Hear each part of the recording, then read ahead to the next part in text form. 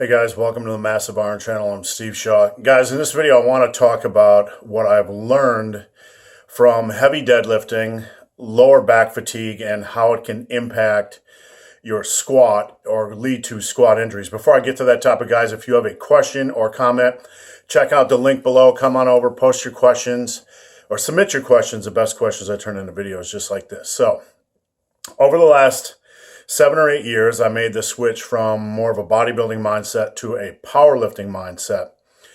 And I had never really deadlifted before 2007, 2008.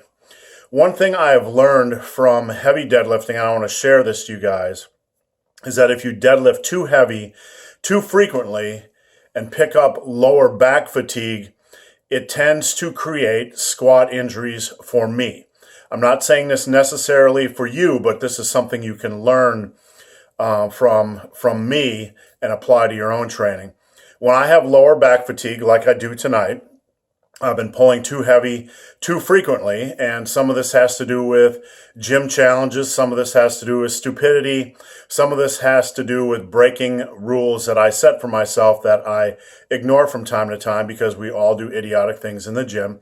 I have lower back fatigue, so tonight I started my 16-week meet prep for my next meet in May, and I deadlifted first and then moved on to squats.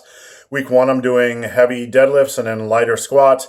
Week 2, I'm doing heavy squats and then lighter deadlifts, etc.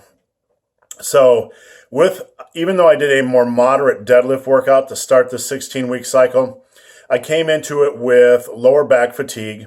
And when I moved on to squats, I tweaked my hamstring. Now, this isn't something that's a one-off. This is something that I have learned over and over and over again for the last 5 years, is that when I am squatting with lower back fatigue, I tend to pick up adductor, abductor, or hamstring strains because you might think that fatigue, you might think that weakness is a minor thing or nothing to be too concerned about, but that little bit of difference in the posterior chain, that little bit of minor adjustment that your body's going to do under those heavy loads, and even though they might not be above 90% of your 1 rep max, it's still a relatively heavy weight.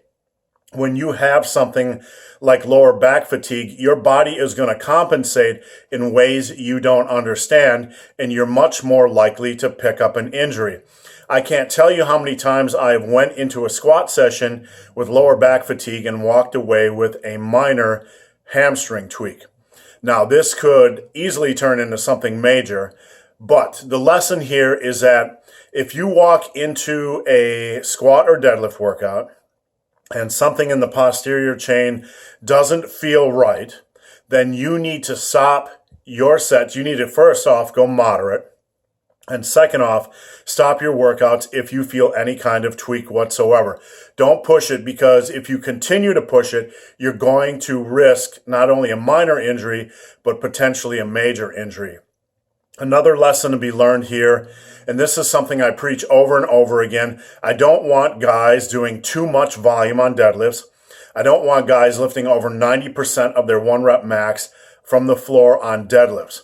People ask me all the time why I deadlift from 4, 6, or even 8-inch blocks. Is to reduce lower back fatigue so I can stave off injuries on my squat from what I have learned.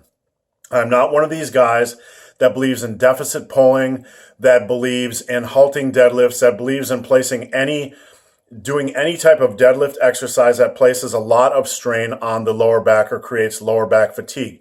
I have found that when I deadlift from 4, 6 to 8-inch blocks, off 4, 6 to 8-inch blocks, the amount of deadlift fatigue I get is minimal, and I'm able to squat healthier for a longer period of time, not pick up injuries.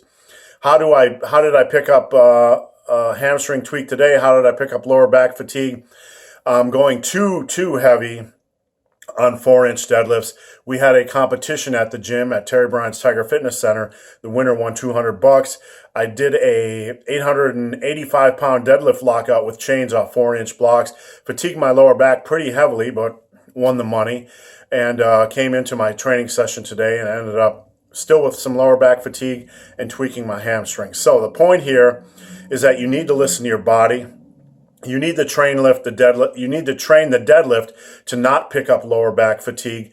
And you also need to be aware that if you have lower back fatigue and you're going into a squat session, or you have some kind of a hamstring fatigue or some quad fatigue or whatever it is in the posterior chain or anterior chain or whatever, if you're going into a squat or deadlift workout, you need to be aware of that. You need to kind of build up slowly, warm up properly, and listen to your body and shut things down if something doesn't feel right. So guys, hope this video has been of some help. If you have any questions or comments, again, check out the link below. If you've made it this far in this video and have yet to subscribe to my channel, please do. I'd appreciate the support. So guys, as always, thanks for watching. Have a great day.